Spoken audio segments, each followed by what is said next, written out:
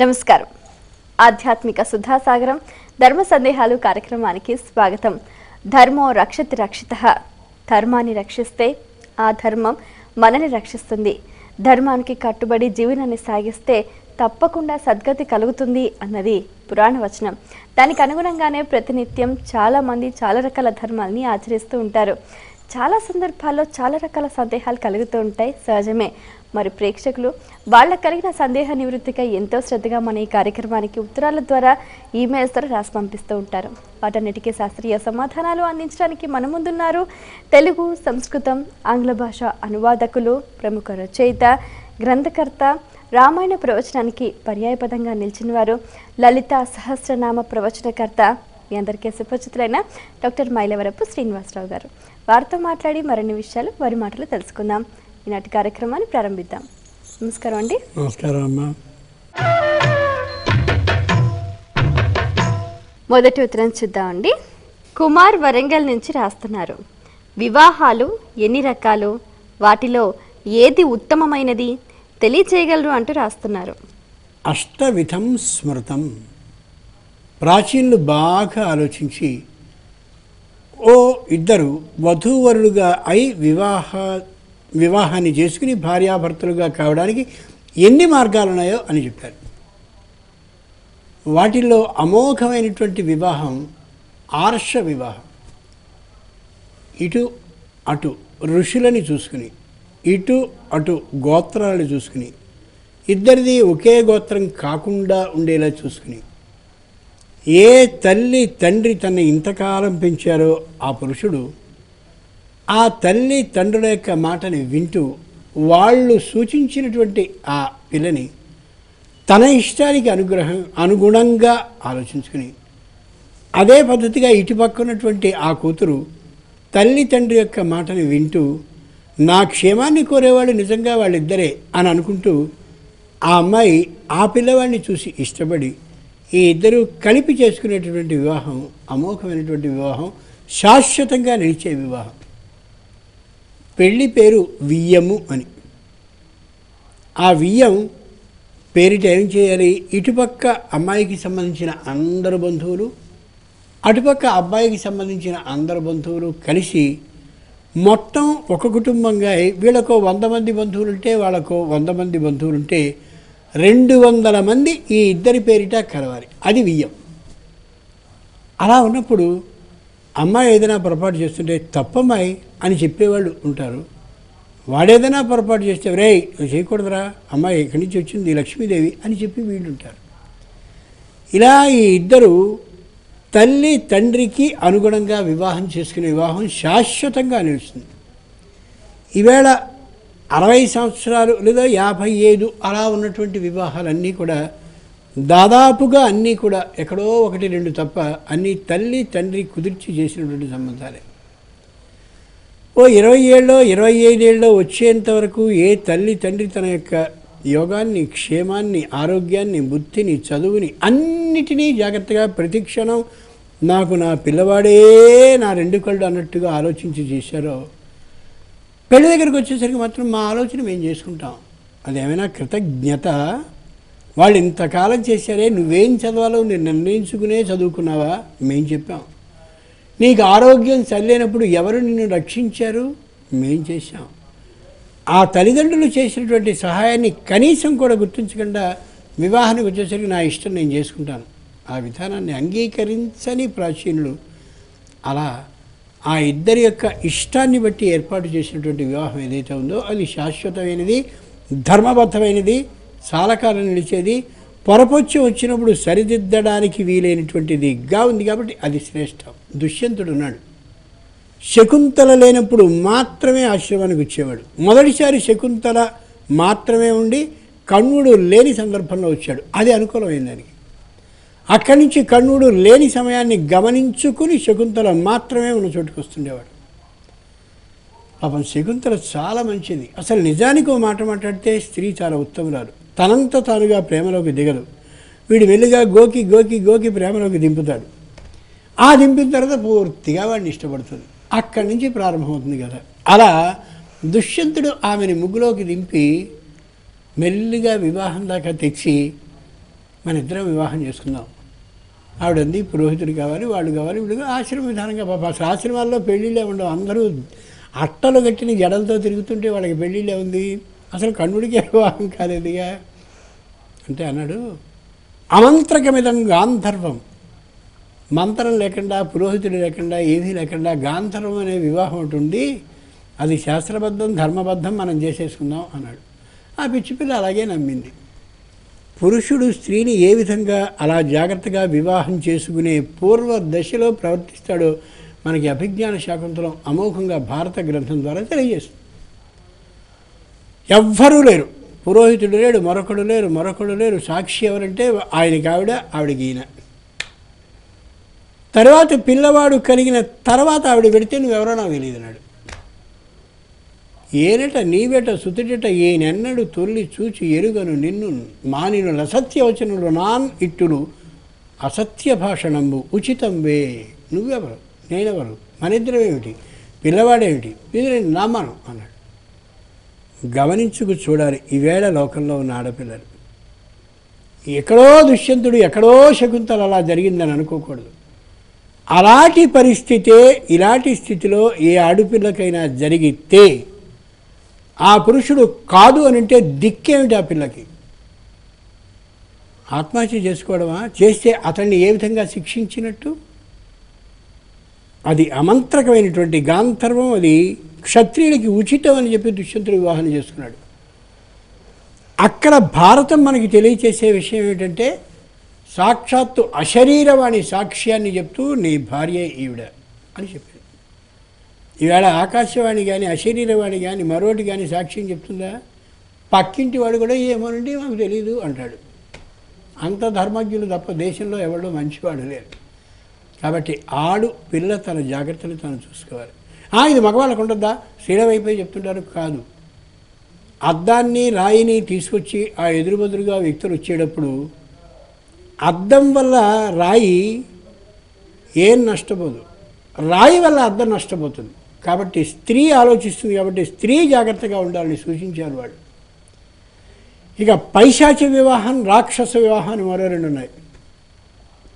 పైశాచిక విధానం అంటే విపరీతంగా మద్యాన్ని తాగేసినటువంటి పురుషుడు బలవంతాన స్త్రీని తీసుకుపోయి ఏడుస్తూ ఉంటే, గోల పెడుతూ ఉంటే, రానుమర్రో అని అంటూ ఉంటే బలవంతాన తీసుకుపోయి ఆ స్థితిలో అమాంతంగా ముడివేసేసేయడం, అది ఏదైతే ఉందో అది భయంకరమైన నేరపూరితమైనటువంటి నేరంతో నిండినటువంటిది. అది పైశాచిక వివాహం. రాక్షస వివాహమునన్ కొనిపొమ్ము, కృష్ణుడు చేసింది ఈ పని. ఆ తల్లిదండ్రులు ఇష్టపడని సందర్భంలో, ఆ అమ్మాయి మాత్రమే ఇష్టపడిన సందర్భంలో తాను స్వయంగా ఆ అమ్మాయిని శాశ్వతంగా ఏలుకుంటాననేటువంటి అభిప్రాయంతో స్థిరపడి ఆ అమ్మాయికి ఏ విధమైనటువంటి అన్యాయాన్ని చేయకూడదని హృదయంలో స్థిరపడ్డాక ఆ అమ్మాయి ఇష్టం మీద మాత్రమే వివాహం చేసుకునే వివాహం రాక్షస వివాహం. అక్కడ రుక్మిణి మాట ఉంది, రాక్షస వివాహమునన్ కొనిపొమ్ము. ఎవరైనా అడ్డొస్తే వాళ్ళందరితో యుద్ధాన్ని చేసుకు తీసుకుపోమని తప్ప దొంగతనంగా నేను అక్కడికి సూట్ కేసు పట్టుకొస్తాను, నువ్వు వచ్చేసేయి, రాలేకి వెళ్ళిపోదాం అంటే అసహ్యకరమైన పద్ధతులు లేవు. యదృశ్యతే శ్రూయతే చ, ఏది మన కళ్ళతో చూస్తున్నామో, చూపించబడుతోందో కళ్ళకి, ఏది వినిపిస్తోందో, దేన్ని మన చేత వినిపించబడేలా చేస్తున్నారో అవి మన హృదయాల్లో హత్తుకుపోతాయి. చూస్తాం, అమాంతంగా అమ్మాయి ఏదో రైలు ఎక్కేసేసి వెళ్ళిపోతూ ఉంటుంది, ఇద్దరు కలిసేసి వెళ్ళిపోతారు, విడిడి చేసుకుంటారు. అది అలా చూస్తూ చూస్తూ చూస్తూ చూస్తూ ఉన్నటువంటి ఆడపిల్లకి ఎనలేని ధైర్యం వస్తుంది. కళ్ళు చూసాయి కదా, అంచేత అటువంటి దృశ్యాలని తల్లిదండ్రులు చూపించకూడదు. చూపిస్తే ఖచ్చితంగా ఆ సాహసం పిరికిగా ఉన్న పిల్లకి కూడా వస్తుంది. అలాగే కొన్ని ఇళ్లలో కింద వాళ్ళు, పైవాళ్ళు, పక్కవాళ్ళు, వాళ్ళు వీళ్ళు వచ్చి సోది మొదలు పెడతారు. ఇట్లాంటి అసహ్యకరమైనటువంటి వృత్తాంతాలని మన ఇంట్లో ఉండే పిల్లలకి, వివాహం కావలసినటువంటి వాళ్ళకి అలా చెప్తూ ఉంటే ఆ విన్న దాని ద్వారా ఒక తెలియని ధైర్యం వచ్చి వీళ్ళు పాడైపోతారు. ఇంచేత ఎవరి మాటల్ని వింటుందో, ఏ దృశ్యాలని చూస్తుందో గమనించి చూస్తూ, వినిపిస్తూ, ఆలోచిస్తూ జాగ్రత్తగా పరిస్థితిని ఉంచుకున్నట్టయితే ఇట్లాంటి దురదృష్టకర స్థితులు రావు. పైశాచిక రాక్షస వివాహాలు ఉండవు. అక్కడ రాక్షస వివాహాన్ని చేసుకున్నటువంటి వాడు శ్రీమన్నారాయణ స్వరూపుడు కృష్ణుడు కాబట్టి భార్యని శాశ్వత కాలం తన వెంట ఎంతో ప్రేమగా చూసుకుంటూ ఉన్నాడు. ఇవేటట్లాంటి రాక్షస వివాహాలు చేసుకుంటే శాశ్వతం ఈనాడు కావు. అన్ని విధాలా చూసుకున్న సంబంధాలే గృహహింస అనేటటువంటి పేరుతోటి ఆ నాన్నకి ఆదాయం లేనటువంటి సందర్భాల్లో నాన్నని బతికించడం కోసం, కుటుంబాన్ని బతికించడం కోసం వీడిని మట్టుబెట్టేటటువంటి ఆ లక్షణం తయారవుతుంది తల్లులకి తండ్రులకి, అటువైపు అమ్మాయి వైపు వారికి. అంచేత బాగా ఆలోచించుకుని ఇష్టపడ్డటువంటి సంబంధం, తల్లిదండ్రులు ఇష్టపడ్డ సంబంధాన్ని జాగ్రత్తగా చేసుకున్నట్టయితే ఆడపిల్లల జీవితాలు సుఖంగా ఉంటాయి, శుభంగా ఉంటాయి, భద్రపదంలో ప్రయాణిస్తామండి. కల్పన హైదరాబాద్ నుంచి రాస్తున్నారు. మాంసాహార భోజనం చేసిన రోజున ఆలయాలకు వెళ్ళవచ్చా, తెలియచేయగలరు అంటూ రాస్తున్నారు. బ్రాహ్మణ, వైశ్య, ఇతరులైనటువంటి వాళ్ళు శాస్త్ర నియమం ప్రకారం మాంస ఆహారాన్ని తీసుకోవచ్చు. కాబట్టి మాంసాహారాన్ని తీసుకోవడం అనేది నేరం కాదు, ద్రోహం కాదు, ఘోరం కాదు. కానీ శాస్త్రం చెప్పిన విధానం ప్రకారం మాంస అశనాన్ని చేశాక మత్తు వస్తుంది, నిద్ర వస్తుంది, తామసికమైనటువంటి గుణం వస్తుంది. తామసికమైన గుణం అంటే ప్రతీకారాన్ని నేర్చుకోవాలి, పగతో సాధించుకోవాలి, ద్వేషం ఉండాలి. ఏ వస్తువుని తింటే ఆ వస్తువు యొక్క లక్షణం మనకి పడుతుంది. ఆహార శుద్ధౌ సత్వశుద్ధి. తిన్న ఆహారాన్ని బట్టి వ్యక్తి ప్రవర్తన ఉంటుంది. విపరీతమైనటువంటి అహంకారంతో, పొగరుతో, ప్రతీకార బుద్ధితో ఉండేటటువంటి ఆ గొర్రెకి సంబంధించిన మాంసాన్ని తింటే ఆ లక్షణం దాని మాంసాన్ని తిన వ్యక్తికి వస్తుంది. అలాంటి సందర్భంలో దేవాలయానికి వెళ్ళాడు అనుకుందాం, దృష్టి ఎలా ఉంటుంది ఒక్కసారి ఆలోచించుకోవాలి. పులి మాంసాన్ని తినేవాళ్ళు కూడా ఉన్నారు. ప్రత్యేకంగా నాకు తెలుసుని గిరిజనులు కొందరు చెప్పారు, మాకు అది చాలా ఇష్టం అని. అలా ఉన్నటువంటి వాళ్ళని అడిగితే వాడు చెప్పింది చాలా క్రూరంగా ఉంటుందండి, ఎవరినైనా సరే పొరపాటు మాట్లాడితే కొట్టేద్దామని అనిపిస్తూ ఉంటుంది, అందుకని మేము కావాలని మానేశామని స్పష్టంగా చెప్పారు నాతోటి. ఎందుకు మనవి చేస్తున్నారంటే ఆహార శుద్ధవు సత్వశుద్ధి. తిన్న ఆహారాన్ని బట్టి ప్రవర్తన వస్తూ ఉంటుంది. మాంస ఆహారాన్ని స్వీకరించి దేవ ఆలయానికి వెడితే సాత్వికమైనటువంటి బుద్ధితో పరమేశ్వరుని దర్శించాలనే ఆలోచన కంటే కూడా ఇతరమైనటువంటి ఆలోచనలు కలుగుతూ ఉంటాయి. మానసికమైనటువంటి పరిపూర్ణతతో, ప్రశాంతతతో పరమేశ్వరుని దర్శించగలిగిన అవకాశం లభించదు. అందుకే పూర్వులు ఏం చేశారు, ఉపవాసాన్ని చేసి దైవాన్ని దర్శించరా అన్నారు. సాత్వికమైన ఆహారాన్ని తినేవాడిని కూడా ఉపవసించి దర్శించు అన్నారు. ఉపవాసం చేస్తే శరీరం ఉన్నటువంటి శక్తితో కాకుండా నీరసంగా ఉంటుంది. కాబట్టి పరమేశ్వరుని మీద మాత్రమే శరీరం బుద్ధి మనసు లగ్నమై ఆయననే ధ్యానించాలి, ఆయన గురించి ఆలోచించాలి, ఆయన స్తోత్రాలు చదవాలి, ఆయన శ్లోకాలు చదవాలి అనేటటువంటి ఊహతో ఉంటుంది. సాత్వికమైన ఆహారమైనా సరే గొంతు దాకా తినేసి వేలు పెట్టుకుంటే అందేలాగా తినేస్తుంటారు కొందరు. తినేసేసి దైవ దర్శనానికి పెడితే ఆవులింతలు, నిద్ర, మత్తు తప్ప పరమేశ్వరుడు కనిపించడు. అది విధానం కాదు. తక్కువగా తిని పరమేశ్వరుని దర్శించాలి. అంచేతనే నిరాహారో భవేదేక ప్రత్యామ్నాయ విధానత ఉపవాస విధి చెప్తుంది. ఆహారానికి బదులుగా అంటే అన్నం తింటూ ఉంటే అన్నానికి బదులుగా అన్నం యొక్క పరిమాణానికి తక్కువగా ఆహారాన్ని స్వీకరించి వెళ్ళు. అప్పుడు దైవం మీద శరీరం దైవం మీద బుద్ధి లగ్నం. మామూలుగా ఉండే వ్యక్తే ఉపవసించి దర్శించాలి దైవాన్ని అని చెప్తూ ఉంటే శాస్త్రం, దానికి బదులుగా మాంసాహారాన్ని తీసుకుని కానీ దైవ దర్శనానికి వెళితే బుద్ధి ఏమాత్రము లగ్నం కాదు. లగ్నం కాని బుద్ధితో పరమేశ్వరుని దర్శిస్తే కాలక్షేపమే జరుగుతుంది తప్ప పుణ్యం మాత్రం ఏమాత్రము రాదు. మరి ఉత్తరం చూద్దామండి. అశ్విన్ హైదరాబాద్ నుంచి రాస్తున్నారు. ఆషాఢ మాసంలో కొత్త దంపతుల్ని దూరంగా ఎందుకు ఉంచుతారు, తెలియచేయగలరు అంటూ రాస్తున్నారు. ప్రాచీనులు ఏ విధానాన్ని ఏర్పాటు చేసినా దాంట్లో ఆధ్యాత్మిక విశేషంతో పాటు వైద్య రహస్యం ఉంటుంది, సామాజిక శ్రద్ధ కూడా దాంట్లో ఉంటుంది. మనం దురదృష్టవశాత్తు అది గ్రహించటం లేదు కాబట్టి వేరే విధంగా ఆలోచిస్తున్నాం. నిజంగా గ్రహిస్తే ఆశ్చర్యంగా ఆనందంగా ఉంటుంది.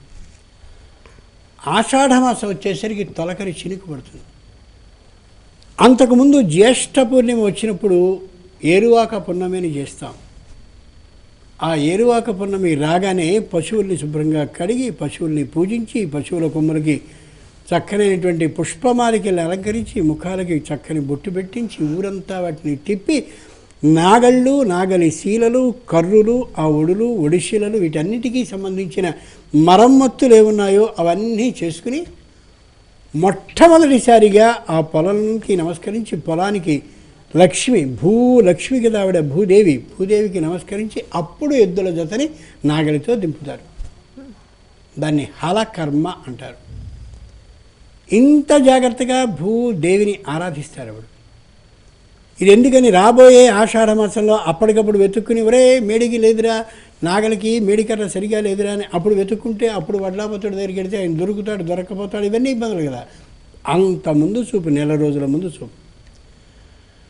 అలాంటి అమోఘమైన ఆ ఆషాఢ మాసపు తొలకరి రాగానే చక్కగా దున్నవలసిన కాలంలో కొత్త భార్య ఇంట్లోకి వస్తే, వెళ్ళిపోతున్నారండి పొలానికి, కొత్తగా నేను వచ్చాను, ఇక్కడ అందరూ కొత్త వాళ్ళు, ఆగిపోండి అని అంటే వాడు అస్తమానం ఇలా ఆగిపోతూనే ఉంటే పొలంలో పంట, పొలంలో దున్నడం ఏమీ ఉండదు. ఈవిడ దగ్గర కబుర్లు చెప్పడమే సరిపోతుంది.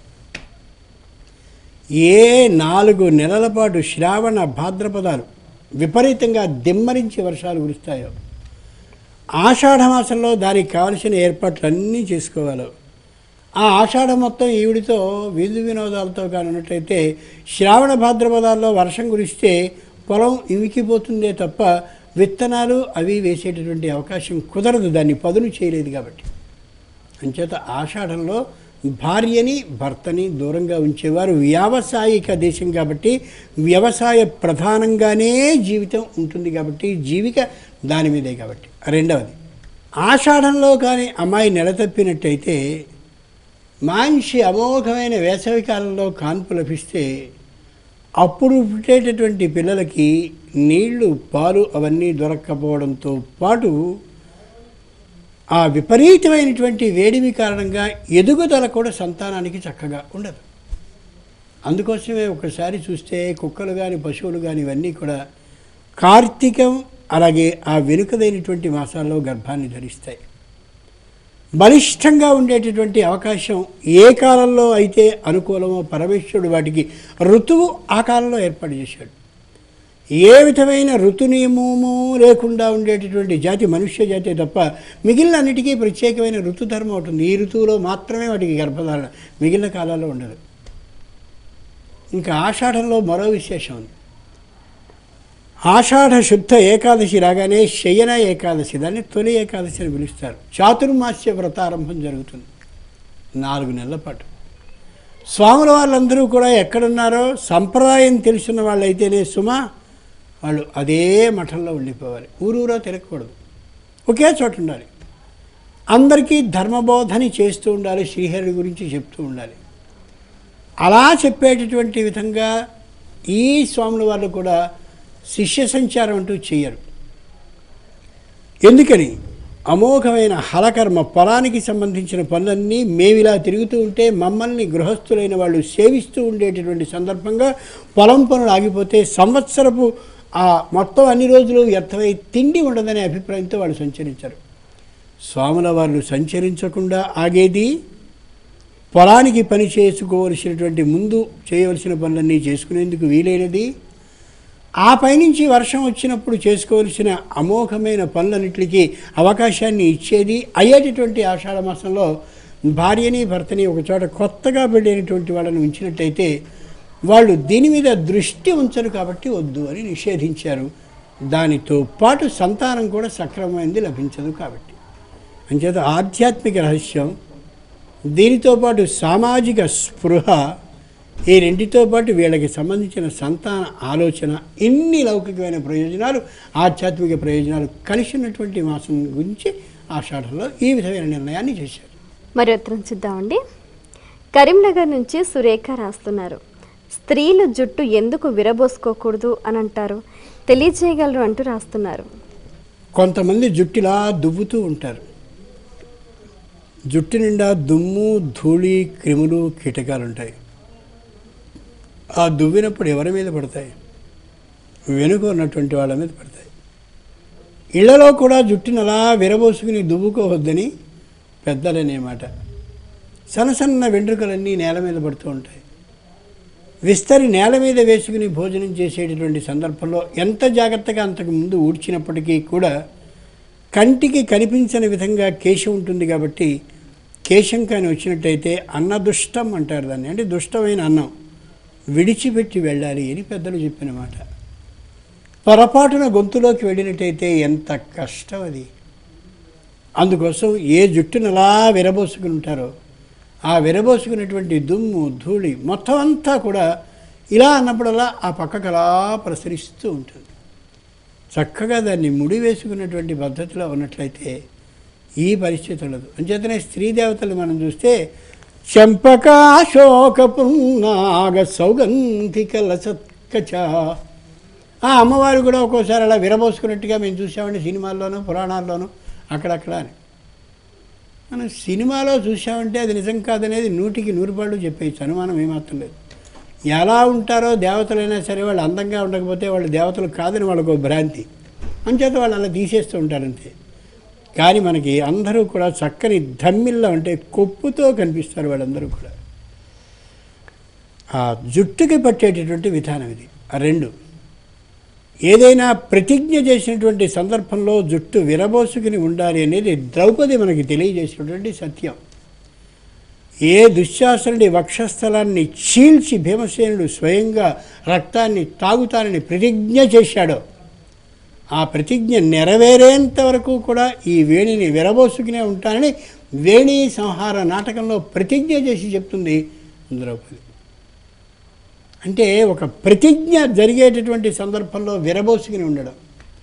ఈ జుట్టు విరబోసుకునే వాళ్ళకి ఏ ప్రతిజ్ఞ ఉంది?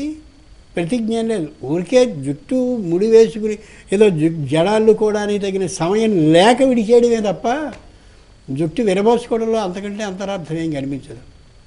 3వది, ఎక్కడి నుంచైనా అందరూ కదిలి వెళుతున్నప్పుడు ఆ జుట్టు మన ముఖం మీద అలా గాలికి ఎగిరిపడ్డం లేకపోతే తగలడం ఎంత అసహ్యంగా ఉంటుంది. అది ఏం పద్ధతిగా ఉంటుంది, ఏం సభ్య విధానంగా ఉంటుంది. అది జుట్టు విరబోసుకోవడం అనేది విచారానికి సంకేతంగా తెలియజేస్తుంది. ఏదో విచారానికి అంటే క్లేశానికి ఇబ్బంది కలిగినప్పుడు వచ్చిన దుఃఖానికి సంకేతంగా చెప్తుంది సంస్కృత నాటకం మొత్తం అంతా కూడా.